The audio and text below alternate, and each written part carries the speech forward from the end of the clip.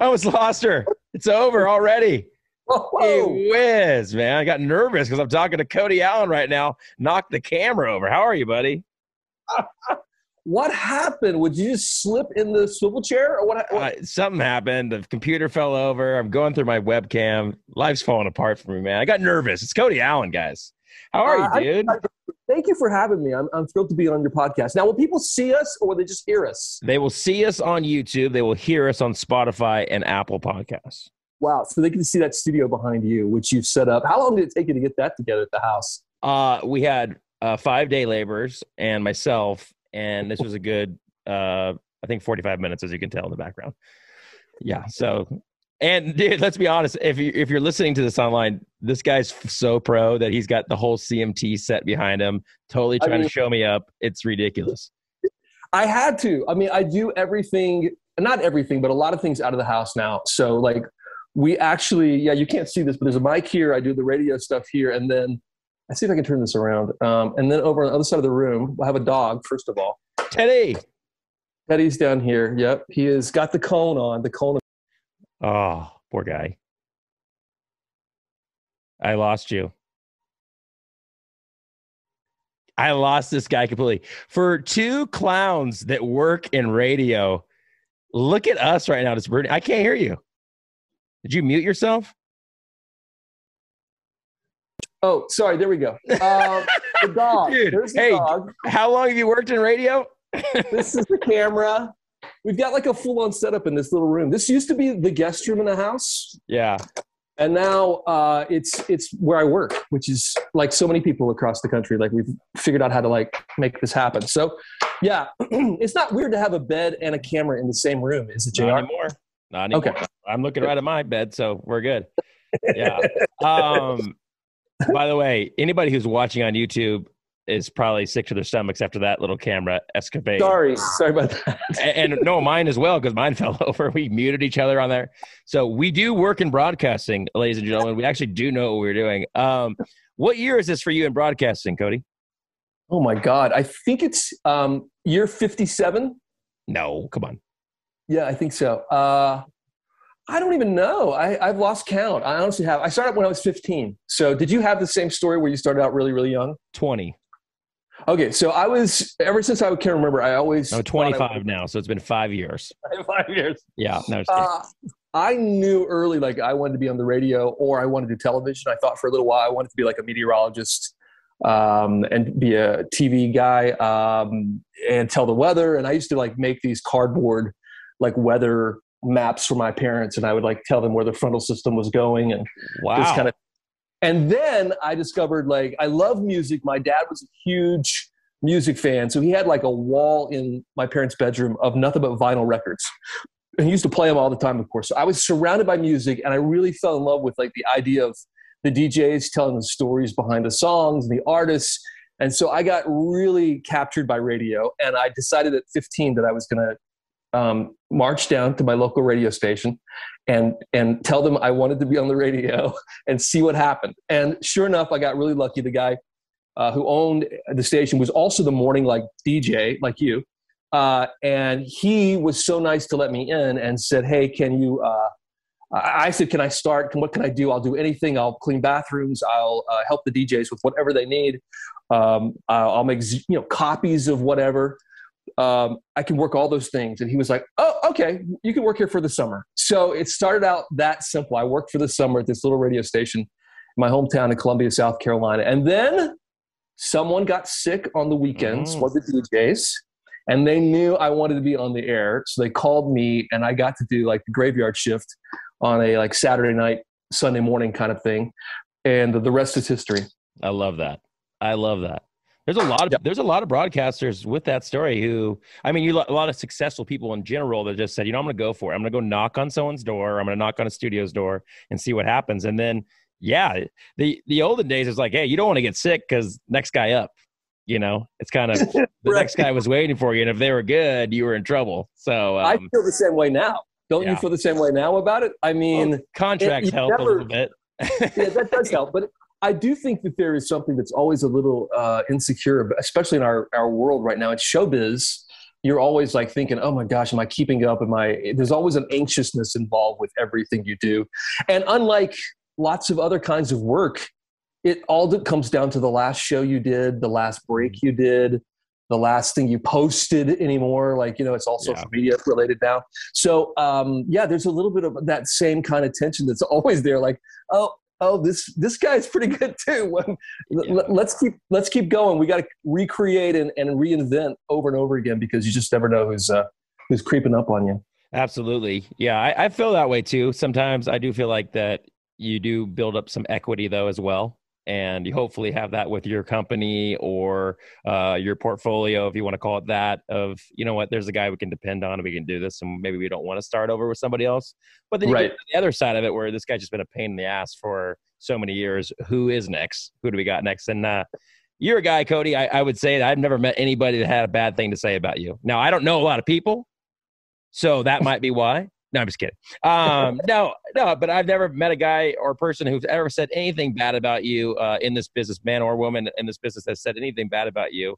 But it's really neat, because I think you are one of a really true, genuine people.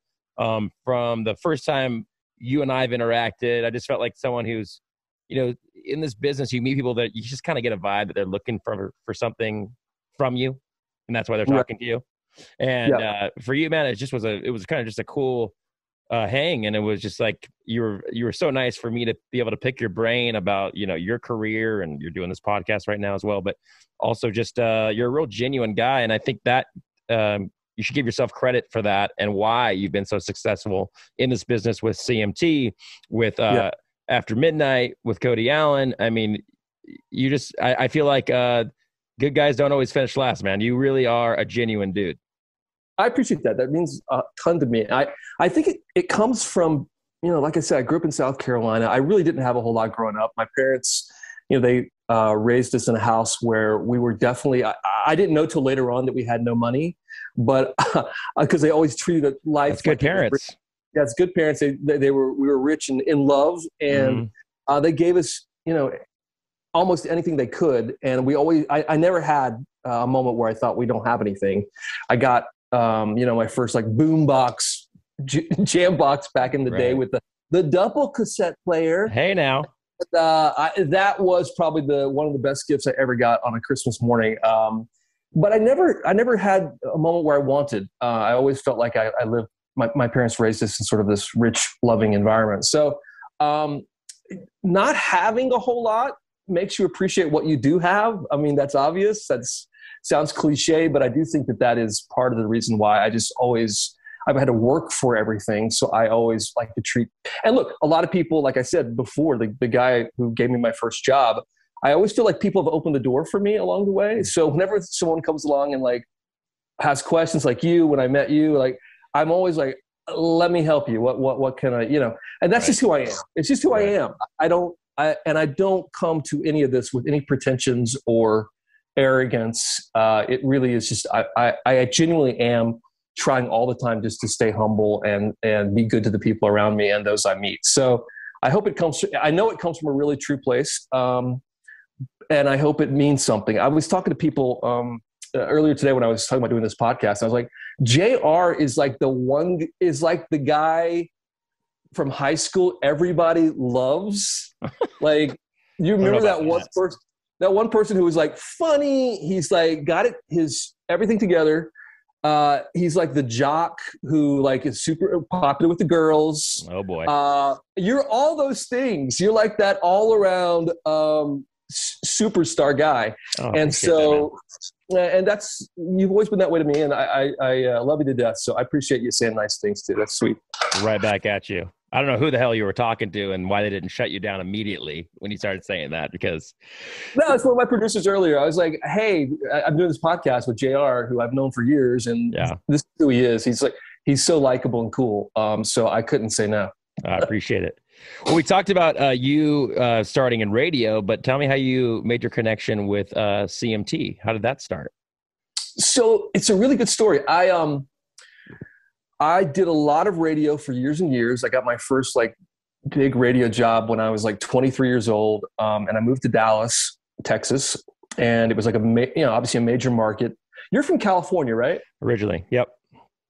Where in Orange County, California? right between Los Angeles and San Diego, Orange County. All right, gotcha. Tampa, you've done San Antonio, I know. Did you Orlando. do Orlando? Because I worked in Orlando too. Yeah. So Right before I moved to Dallas. San Diego, Orlando, San Antonio to Tampa. Were you K92 in Orlando? Correct. Okay, me too. That's Did right. you know that? Yeah, we've talked about that. I thought so. I'm glad our conversations mean so much to you, Cody.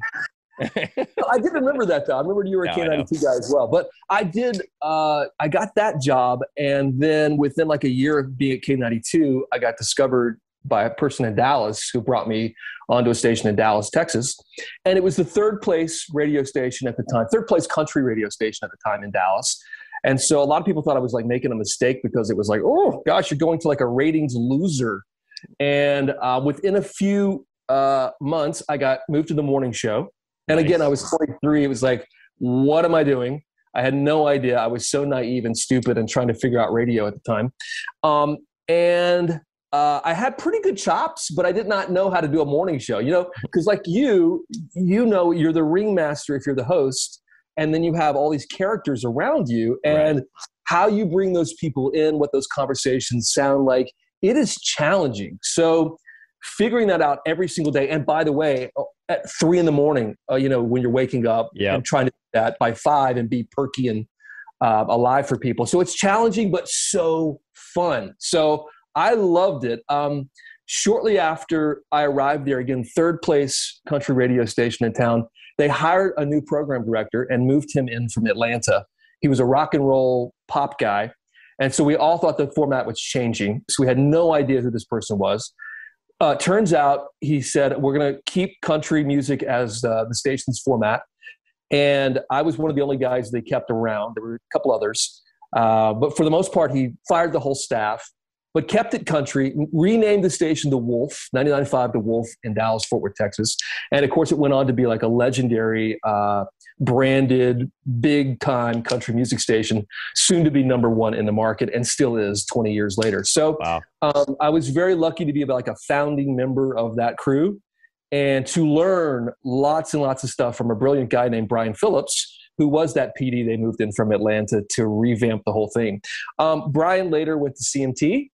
Wow. So when Brian decided, along with everyone at MTV and Viacom, which is my parent company, Brian was going to start a radio division of CMT. And so they started, scouting around for who might be great for that job. Brian knew I was a hard worker. He knew I was humble and smart and whatever. And for whatever reason, he called me and said, hey, do you want to do the radio thing at CMT? And I'm like, yeah. Yeah, right. So I totally got hired to do radio there without any promises about television. By the way, I talk about all this in the book. I've got a whole chapter on The Wolf, and I talk about how I got the job with CMT and how it kind of led its way into television. But long story short, there were producers in the building at CMT, and by the elevators, they would put these photos of whatever TV show was hot, like Dallas Cowboys cheerleaders, or the top 20 countdown, and they put the faces of the hosts on there. And so for about a week, they put my face on these little things by the elevators to announce the radio part of CMT, the new CMT radio show. And so there were some producers in the building who saw that picture of me and thought, well, he's not that ugly. Maybe we could use him for something. And right, we could. If we get him in some nice lighting, and he keeps the hat on, maybe we could make something out of this person. So, sure enough, I got the chance to host a movie show on the weekends, and then I started doing talking head kind of things where I'd come in and talk about country music or news stories or whatever. Eventually, it led to the Countdown Show and CMT's sort of flagship signature music show on the weekends, Hot 20 Countdown. And so I started doing that within a few years of being there. So I just, I did have to earn it though. Oh, for sure. I'd never even worked teleprompter before. Yeah. Like I didn't know, and I had to learn all that on a national TV channel. Right. So it was very much a learning curve. But I'll tell you, radio helped a whole lot. Like knowing spontaneously how to think on your feet, speak one-on-one with people. Just getting used to looking in the camera and doing it rather than looking at a human being or a microphone was a little bit challenging. But it really was.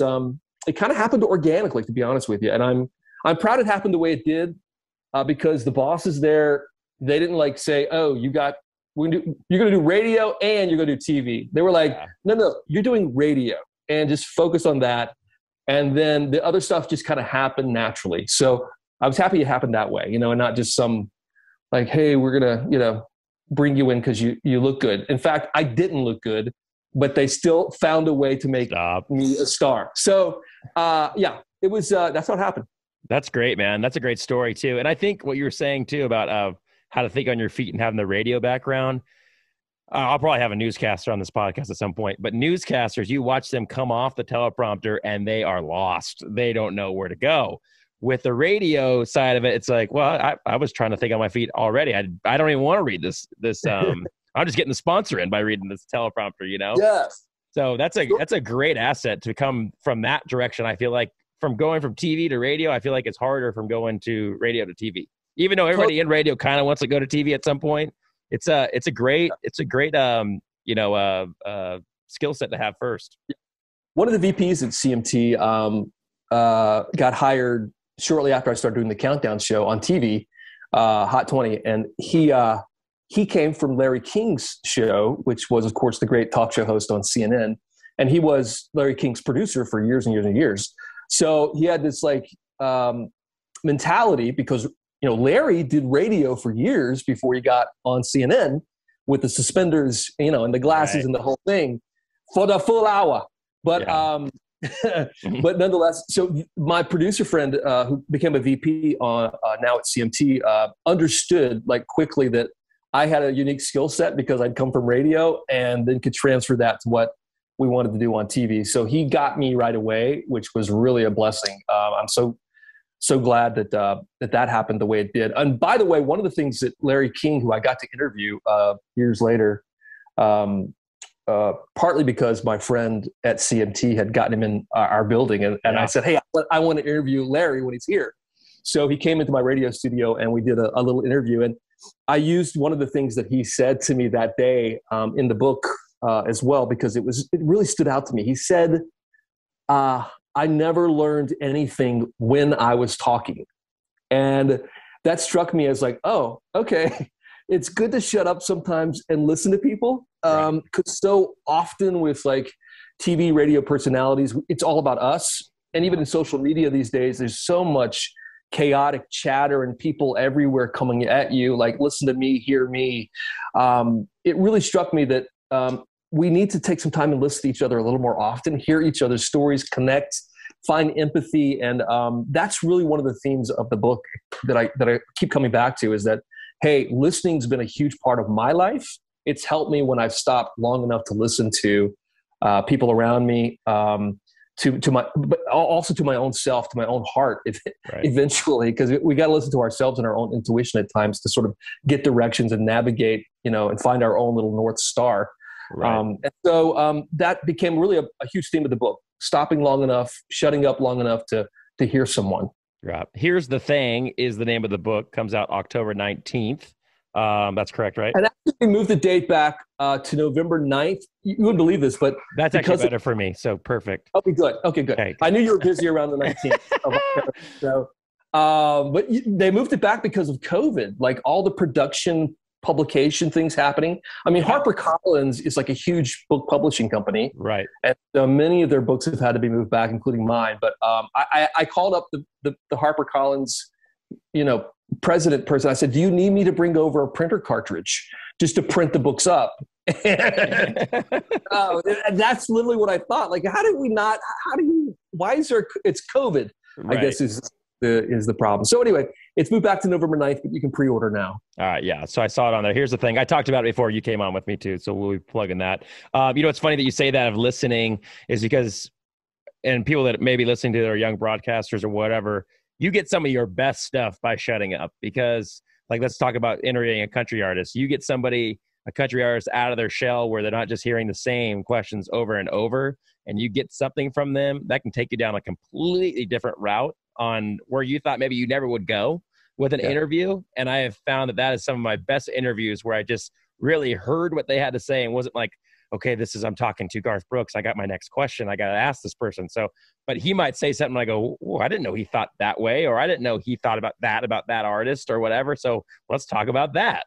And the same is true, I think, in, we talk about morning radio, is the funniest bits sometimes come from the callers. The listeners are, if you make one of my first PDs, his name is Mike O'Brien.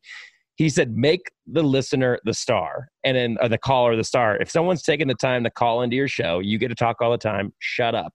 Let somebody hear somebody off the street talking who is not doing it professionally, because they may give you the best, just piece that you can just dive off. And it's so true to just shut up and just, listen to what you have in front of you.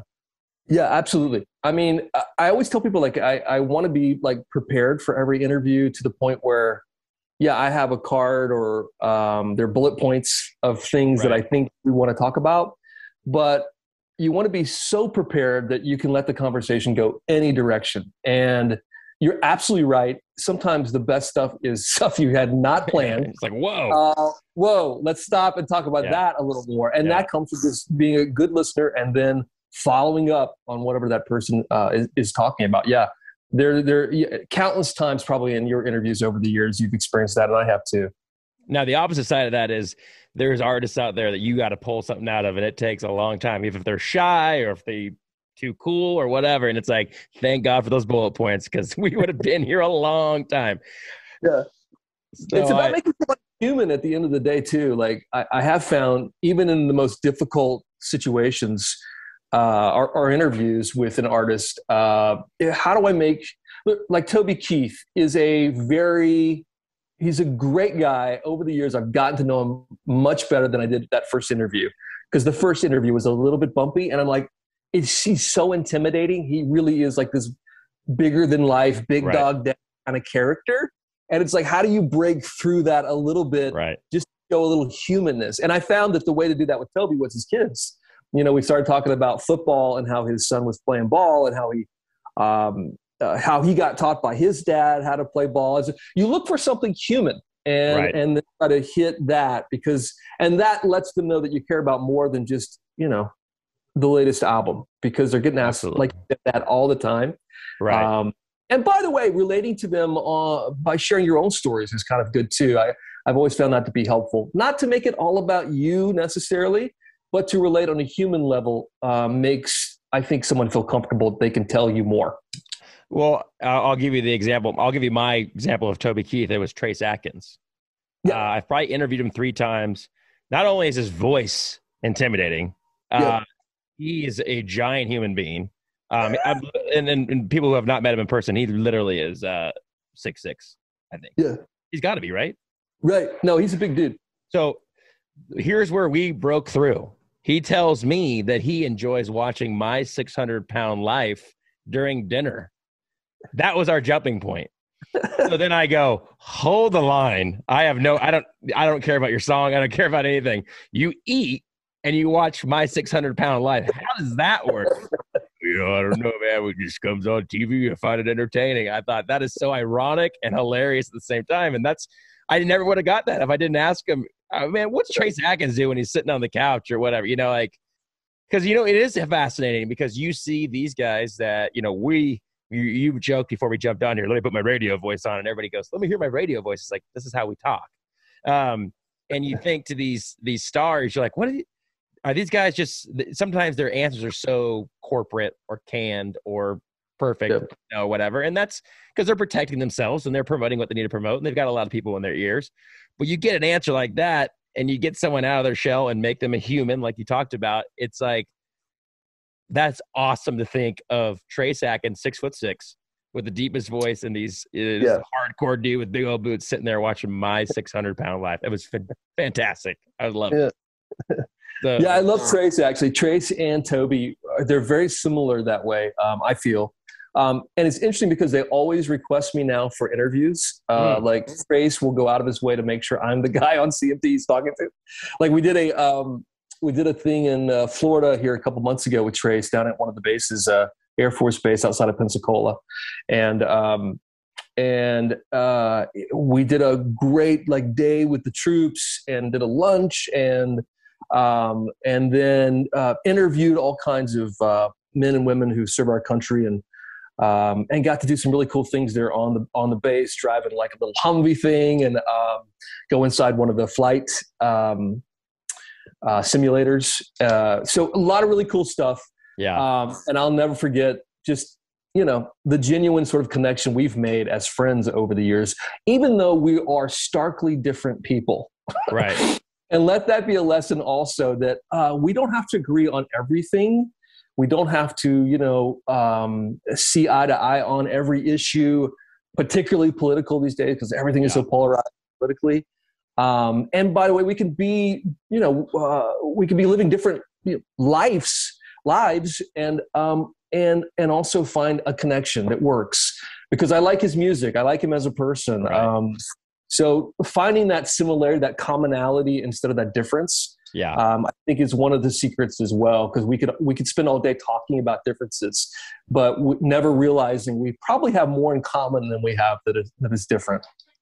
Cody, I think that's a great transition. And I think it's your story is incredible. And I think in the last even, I don't know, 6 years, it's been kind of even more incredible, where maybe you didn't think that way. You didn't think that we could focus on the similarities more than the differences, where it was hard for you to think that way because before you came out and announced this, I mean, then it blew up in Rolling Stone and well, I'll let you tell the story of what kind of brought you to the point where you say, you know what, I want people to know the real Cody Allen. I want people to know me, because I feel like what you just said right there, you might not have always thought that way. Yeah, no, I didn't always think that way. In fact, I was most of my life, everything's been very, shall we say, black and white. There was not a whole lot of gray. Mm-hmm. And so I thought things were one way or another. Realizing my whole life I was gay. There was never a point where I didn't think that I was. Even though I got married to a woman and had kids, and none of that I regret. We're still the best of friends today. She's amazing and my kids are great. But, it was a generation that was way different than what we live in now. And there was a little bit of societal sort of pressure to get married. And certainly religion played a part, at least for me, in that, because I wanted to do what I thought was right.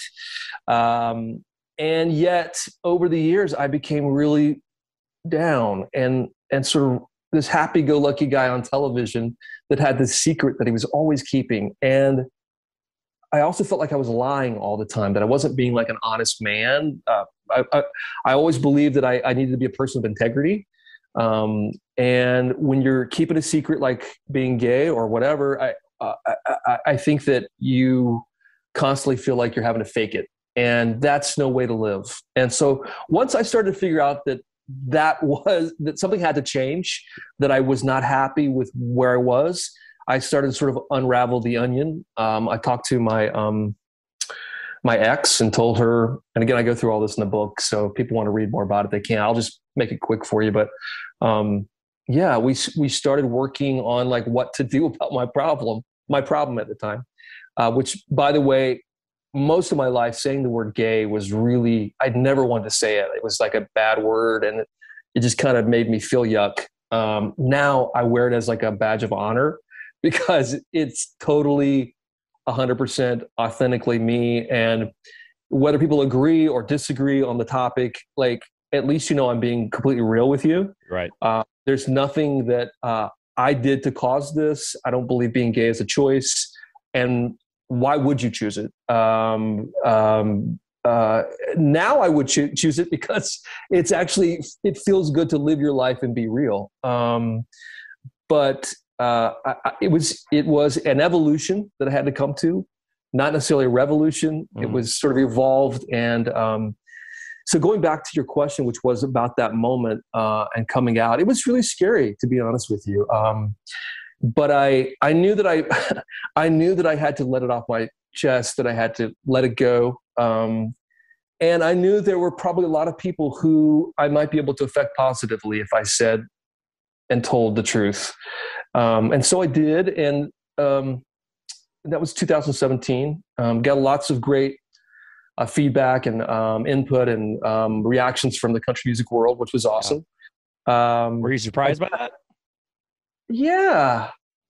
Before you answer that, let me ask you, do you think that in this genre of work or this format that we call country radio and TV, in your case, do you think that this was especially hard for you, or even you thought it was going to be harder than maybe coming out maybe in a top 40 world or something like that? Did you feel that way? Yeah, absolutely. Because there weren't a whole lot of people to look around and see that had come out, or we certainly didn't even have any stars at the time. I mean, TJ Osborne. Yeah, pretty amazing. Now for Brothers Osborne, that's a big deal because they're such a big deal, that duo. I mean, you did have voices like Ty Herndon and, Shelley Wright. I want to give total credit to them for speaking up. But at the time, there were just no current people who had said anything. So I felt, I did feel scared because of that. I thought, well, are people going to listen or watch anymore, or will they think of me differently? And so I really made a point that day, and have since, that I'm still the same guy I was before. You just happen to know a little more about me, and I happen to be more honest with you now than I was then. And it's interesting because people love when you're real with them. Like, I have gotten more people who said, hey, I appreciate what you said. I'm country. I love country music. I'm gay also. Thank you for stepping up. And on the flip side of that, I've gotten people who may not agree with me, or, in being gay or LGBTQ plus, whatever. But they respect that I'm real, and I'm not being dishonest with them. And I think there's something about that connection that I've been able to make that's that I didn't expect, and that has been really great with the audience. Again, they know that I'm authentic and 100% real. So, and that's a really good thing for what it is that I do and you do. I think it's pretty amazing that something that you thought was, and I think this could be true with a lot of things, but for your story, the one thing that you wanted to hide the most ended up being the one thing that maybe connected you the most to more people than you ever thought. Yeah, that is so true. And all the things previous to that just make your story that much greater and let you connect with more people, don't you think? I think so, definitely. I heard Robin Roberts, Good Morning America host, say one time in an interview with me, she said, make your mess your message. Mm. And I thought, wow, that's pretty strong. I should embrace this difference, this thing that's different about me, and let it be a positive rather than a negative, because I thought for so long it was such a negative. And I did flip the script and have made it a positive for me and my life and for my career. And I think people appreciate that I'm not faking. I'm not faking it. Right. And there is a license now to be a little more open, to be a little more honest. I can have this conversation with you now. Sure. And not feel like I have to tell you anything but the truth. Yeah. And that's a beautiful, wonderful, freeing thing for anybody, no matter what your truth is. And there's a lot of people with, things going on in their lives they feel like they need to get out and be and relieve themselves of. And I would encourage people to do that. The more honest and true, and the more we can walk with integrity, the better we are, the happier we are. Being a public figure and now having this story, do you feel a bigger responsibility? Yeah, I didn't expect that in the beginning. Like, I thought it was really for me in the beginning. Like, it was somewhat selfish, because it was a matter of years and years and years of heartache and sort of like not knowing what to do, how to deal with it. And then once you release it, you then realize that it's affecting other people, what you said and did. And I've heard TJ Osborne say this a little bit too. Like, I didn't expect that there was going to be this deep sort of like want to not only help people, who are affected by what you said, but that you want to represent and be an advocate. Because I didn't set out to be an activist or anything like that. It was just more about my own personal decision. But now, yeah, I enjoy like embracing and learning more about the LGBTQ plus community, which I didn't know. I knew nothing about. I just knew my own story, my own feelings, and now I've been able to be a part of some great organizations and help out lots of other people, and realize that there's a lot of people who aren't the stereotype, aren't the perception Right. you have in your head of what gay looks like, and likewise with country music, there comes along a stereotype, a perception of what country music people look like and what they like. And so I've been able to, I think, learn from both those stereotypes that they're totally not everyone is the same. Says Cody Allen as he's wearing a camo sweatshirt, by the way. That's true. Actually, well, I love my camo and I love my hoodies. I'm just kidding. As you sit there in your camo hat. Yeah, no stereotypes here, my friend, when it comes to country music. I interviewed Mickey Guyton last week. She's a Black African-American singer, songwriter, incredible.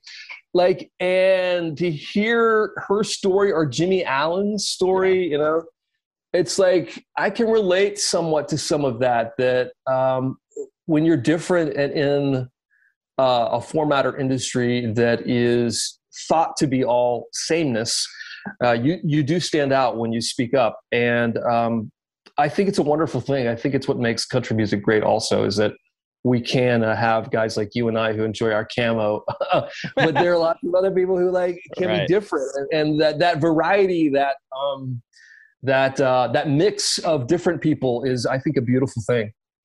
Yeah, you know what? And I think that you may know this or may not know this, but you don't just help me with the letters because I always mess them up.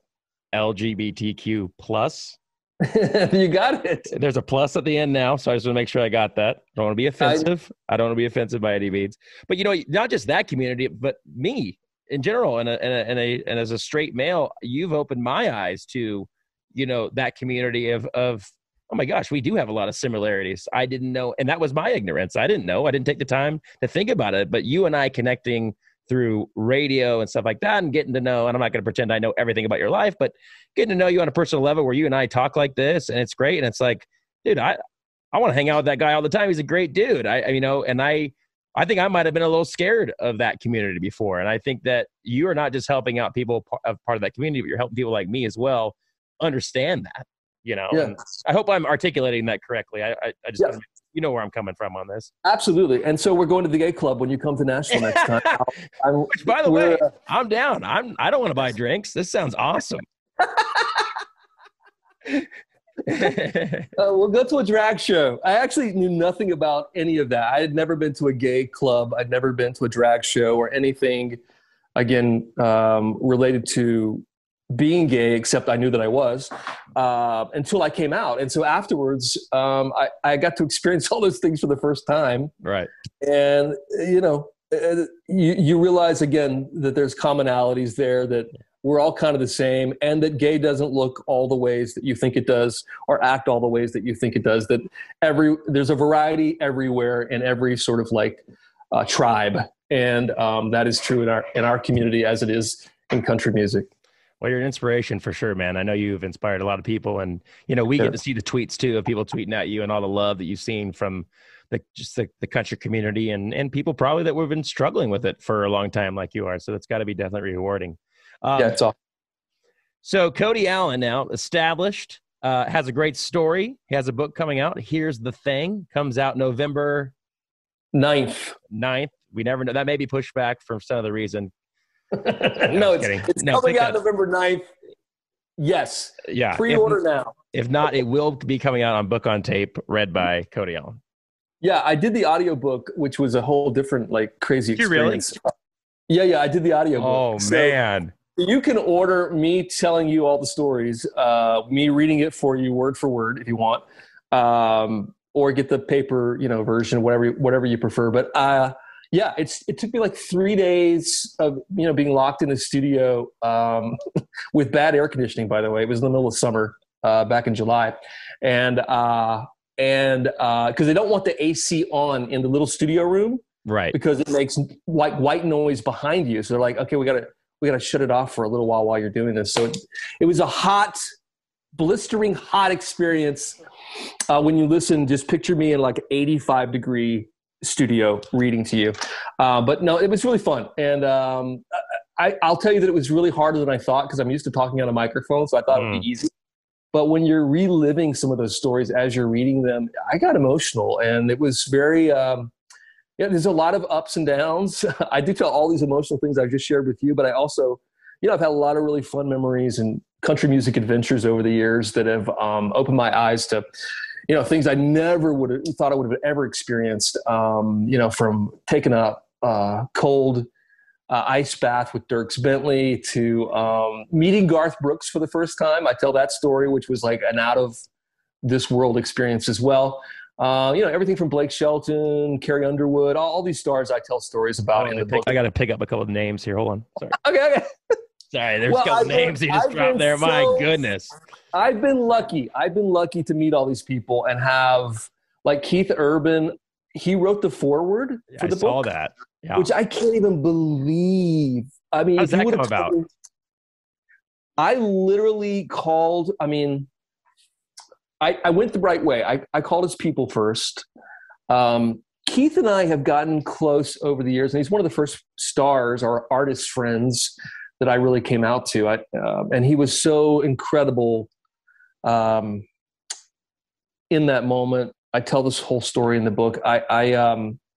So I knew that I really wanted him to write the foreword if he would. But I went to his management side and said, hey, can you just tell Keith about this? Like, slip him a little note and see if he's even like remotely open to it. And I got an immediate answer from Keith and the whole group, his whole management group. And they said, absolutely. And so he wrote the foreword, and I still can't believe it to this day, but yeah. So I'm really thankful for the chance to have so many of these people like live in my town in Nashville and to have gotten to know them over the years. It's a little weird, like watching Nicole Kidman on 9 Perfect Strangers and thinking like, I am one step from that superstar. Right. That is so weird. So, but Keith is one of those great guys in the business. You know this. So just a great person. So a tremendous human being. He's had his own problems, which I think makes him more empathetic to anyone who's suffered or had to go through a struggle like me. And we all go through something. Right. But, alcohol, drugs, he came back from all those things, got himself sober, turned his life around. I mean, any comeback like that, I can just appreciate, because I feel like in many ways I've had to be kind of a comeback kid myself, Right. Well, it goes back to what you said, the quote you gave us from the mess. Turn your mess into a message. Yeah, mess into a message. It's the same thing. Yeah. I mean, we all got something, and and you feel alone at times, and you're like, no one's ever experienced what I'm experiencing right now. And it's the you can talk to a therapist, you can talk to anybody, but until you hear someone else say, I have thought that exact same way, that's like the best therapy in the world. Yep. My own anxiety and depression, when I've talked to people and they go, oh my gosh, I get anxious about that particular thing or whatever, or in that situation too. I go, I want to hang out with you. You know what I'm saying? I'm not I'm not a weirdo, type of thing. So yeah, I love that. Yeah, I've had those same things. I've had anxiety I think we all have over the past year or so because of the pandemic and just the uncertainty of the future. And I've had my own little bouts with that over the past year. And it's I had a panic attack that scared the hell out of me over I guess it was summer last year. And I thought I was having a heart attack. I don't know if you've had a panic attack before, but it's like, I have. I mean, you are at that age that it could have been. That's what I mean. So, and I pride myself on being like a pretty fit guy. And like, I will go to cardio at Barry's boot camp and do all the things. And I've never had an issue. So that's why it scared me at my age. Right. Thanks, Jared. You knew that was coming. You knew that was coming. Yeah, but I mean, you feel like your chest is like got pressure on it, and you get hot, and my palms got sweaty, and I just thought, okay, this is the end. Yeah, this is how it ends. And then I got checked out at the hospital, and then later did like a full-on cardio, whatever they call it, cardiograph.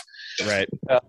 And it was all good, and it was all fine. And then so they diagnosed it as just being, hey, you've got to control your your anxiety. Yeah. And so I can completely relate to what you felt, and like so many people. Yeah, easier said than done for sure. I mean, I've walked off airplanes right before they were about to close the door because of anxiety attacks. Yeah, been like, I can't be on this. I know this is coming, and I got to go. And so I Yeah. had to walk off. So I totally know how that feels, and that's tough. Yeah. So, Oh, because man. then you go, even once it passes, you go, well, what the hell was that? And then you try to make sense of that, and that's depressing. Right. So it's like, Yeah, gosh, because it's not even for me, and maybe for you, the plane is like the trigger. What or a trigger? For me, it happened for me out of nowhere, and it wasn't because of. It's almost subliminal. Like it Right. was not because of anything I was doing at the time. I think it had something to do with some caffeine and like creatine and like all these things I was taking in my body. So I've kind of tried to purify since then, but yeah, it's a scary thing. So I can totally empathize. We're, in this business, I mean, we talked on the phone a couple weeks ago about just like staying motivated and trying to progress. And it's kind of an adapt or die business. Where do you, someone who's accomplished so much, where do you look next for your next motivation, or what is your next goal, or what's the next level for you? Or are you at a point where it's like, I'm fulfilled and I want to keep doing what I do, but I want to do it better than anyone else? I think that's probably your thinking anyway, right? Yeah, I think I've gotten some peace with enjoying where I am, and soaking up everything I can at this moment. Because for years and years and years, you're right. You become this sort of ambitious animal Mm-hmm. to the point where you're only worried about what's next. Right. And I think there is a balance you have to get where your ambition is important, but your ability, to enjoy this moment is also there. So for me, every day is still a challenge because you're doing so much. Like every interview is different. Right. I don't care how many times you've talked to Carrie Underwood. I still got to figure out something new to ask and some new way to make her interesting and entertaining. Not that she needs to be made interesting because she's already a superstar. But you have to bring those things out, like we were talking about earlier, and how to interview someone. And so that's still challenging. And the same is true for the radio stuff. We're doing that every day. Like I am like every day we're putting out new shows. And so the grind of that, like coming up with, all right, what's the 7-10 break? What's the 7-10 yeah, what do we got? Yeah. What do we got? How's it going to go? And it's every day. So I relate it only to maybe like late night talk show hosts. I've heard Kimmel or Jimmy Fallon talk about how every day they have to go in and how it is a grind to come up with new comedy and new bits, and there are obviously new guests every night. And the same is true for what we do. People don't realize it's not, you don't just turn on the microphone. It really is a lot of prepping and planning and making sure everybody in the room is on the same page. Right. And there's a lot that goes into it. So to me, that's still challenging. I'm not bored with it. So I still want to do it forever and ever. Amen. Oh man. So. Jeez. The plugs today by you. Unbelievable. Randy Travis, baby. Randy Travis. That's right. One of the best for sure. Cody, I just can't thank you enough for your time, man. You're a busy dude. I mean, as you can see the background behind you, if you guys are watching this on YouTube, are you going on the air soon? You have to do anything else for CMT today? I have to edit today. I've got some pieces and bits for the show tonight and tomorrow, and a couple of interviews I'm editing down too. So like you with the Vox Pro, which is like the main editing device. Yeah, let's get nerdy big time right now. Let's get nerdy. Vox Pro. Tell the kids at home about the Vox Pro. Google that Vox Pro, kids. And no, man, go ahead. It's my best friend, the Vox Pro. It's like, yeah, the Vox Pro, my dog Teddy. They're my two best friends here. There you go. Just a simple thing. If you have no idea what we're talking about, Vox Pro helps you edit phone calls and interviews and stuff like that. So it's just like, like a video game that we use in the radio station. Hey man, again, it's been so awesome getting to know you for the last few years, and you're such a good dude. Like I said from the start of this, what a genuine person, and lucky to know you and call you as a friend. And thank you for being so open, man, and telling me about your story. I mean, I know I'd heard it before, but I think people are really going to be touched by this from people that listen to this podcast and people just know you. And I appreciate you, brother. Yeah, that means the world to me. Thank you for saying that. I do appreciate you as well, and appreciate the friendship over the years. I hope people know that there's all these things that are kind of mushy and emotional in the book, and certainly all of them relate back to my story. And all the radio stuff is in there too. But I do tell a lot of fun stuff as well. So I hope Cody's a funny guy, everybody. I just want everybody to know that Cody is very funny and rarely serious. Funny. Rarely it's not serious. Funny. It's just fun. There's a lot of wacky, country music stories in there. So enjoy. Yeah. Just know, by the way, that we should mention this too. This is probably the most serious conversation I've ever had with Cody, because there's not a lot of a lot of joking around usually happens. So I bet you the book is fantastic. There's that, and there's also I feel like most of the times we're together, there's drinking involved is the other thing. So I don't believe it. Dude. No, there's usually a few drinks involved, and that's when the good stuff comes out. You know that. Okay, you and tequila are ridiculous, by the way. Right. The Bahamas, thank God I didn't come to your little – this. By the way, everybody, I'm sitting here, I'm slumming it in some small room in the Bahamas. This guy's got a villa. He's like, everybody back to the villa. I don't know how I don't know how I missed – I'm glad I didn't go, because I heard people were just everywhere, and it was pretty wild. But Cody's a pretty wild guy. There's no doubt about what? it. You're a pretty wild guy. You're a wild guy. Rum Punch does it. Like the Rum Punch they have there at the That's at the Sandals. Yeah. That was a wild trip. It was fun. Listen, we could tell it now, but I remember being there, and they found me in the elevator. I was just riding the elevator up and down. Didn't know which floor to get off on, and not proud of it, but right. Finally, the third time that I hit the lobby, someone from the wonderful people that are running this event said, would you like us to help you to your room? And I said, absolutely. I need that. Great stories, man. Well, thank you so much, brother. I will see you soon. I promise I will come to Nashville, hang out. I want to see Teddy, I want to see Trey, I want to see all you guys. Yeah. And, I'm for whatever it means, man. I'm proud of you, and I admire you, and I look up to you, my man. Thank you. Back all at right. You 100. Thanks, JR. I really appreciate it, man. Take care.